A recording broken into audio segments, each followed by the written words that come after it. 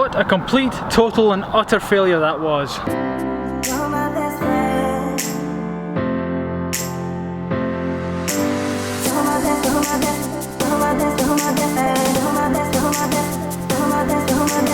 Good day to you.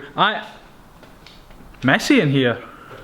Anyway, I'm in the old workshop today. If you remember in yesterday's video, we made this titanium mount for the miniature jet engine for the jet powered skateboard project. Yes, I know, that project is going kind of slowly, but we're making progress, that's for sure. So what I'm doing in the workshop today is I'm gonna grind the edges of this. It's a bit unfinished.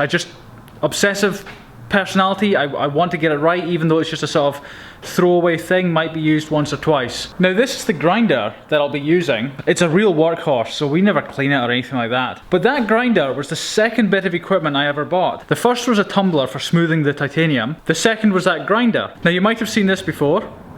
This is called the Viperfish. This was my first ever product. Now I sold 150 of those on Kickstarter. I crowdfunded it, and I had to grind round the outside by hand. I mean, nowadays I just get a CNC machine, but back then I had to grind it by hand. And that was done on this machine here. We can turn the machine on. Now these here are Scotch-Brite wheels, and that's how I'll be grinding the edges. These here are buffing wheels, which you can polish titanium with, or whatever metal. Now, I don't know if you know, but polishing titanium is very, very tough. It can be done. I do it with that very occasionally, but it takes a lot of work. I just don't do it. I don't use the grinder very often, but it is a great tool to have around, you know, for things like this, really.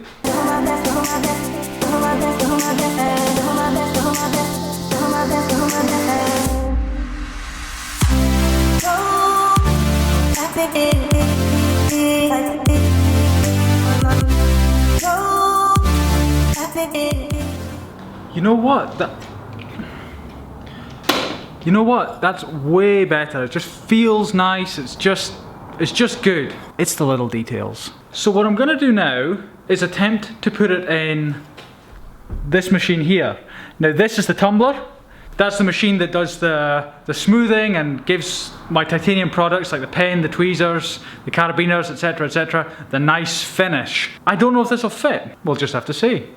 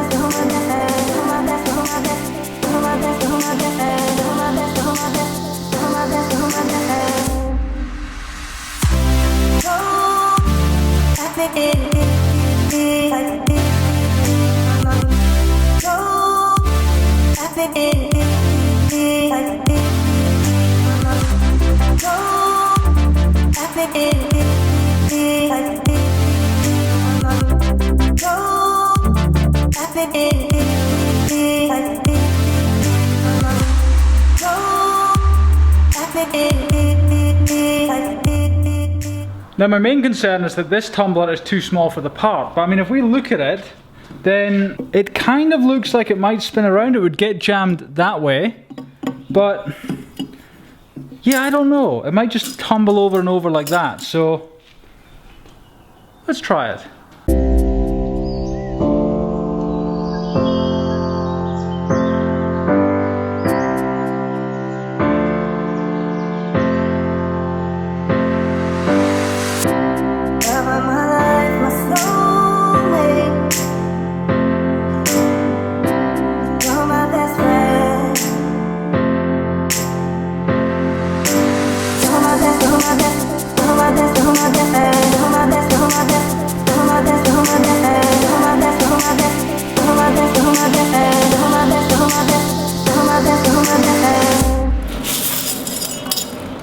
Okay, well that was a complete failure, but such is life. You know, it's really funny. I used to get torn up inside when something didn't work out, you know, when I was younger.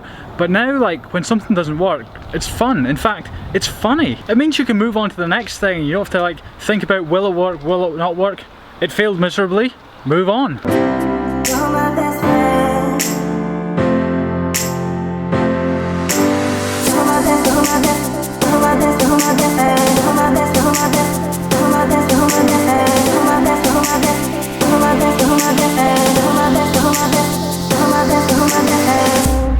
You know, this topic of failure, I think it deserves a little bit more attention. I'm gonna give it 1 minute's attention. I don't know if you remember, or perhaps you weren't around, you weren't a subscriber, but around a month ago, 6 weeks ago, I did a video on how I lost $100,000, and that's not hype. I really did lose that amount, not in terms of cash, but in terms of all the mistakes I've made in the last 6 months or a year. But I think back on, you know, over the last 3 years I've been in business. It's amazing. When I first started, I was, you know, a little failure here. You know, if I bought something for $50 and it didn't work out, it would be like, you know, it would tear me up for a week. You get used to it. You know, you fail so many times.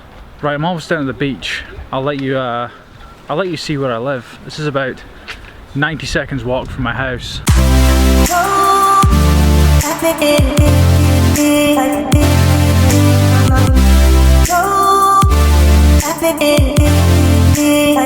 It's a bit windy here. I'm not going to finish the video like this. What I still find somewhat strange is that I fail at more things than I succeed at. Maybe that's just the way it is. But if there's one thing that I sort of use as a guiding principle, that is, I want to fail as fast as I can. One of my mottos, fail fast. Now I will leave you with a quote from Winston Churchill.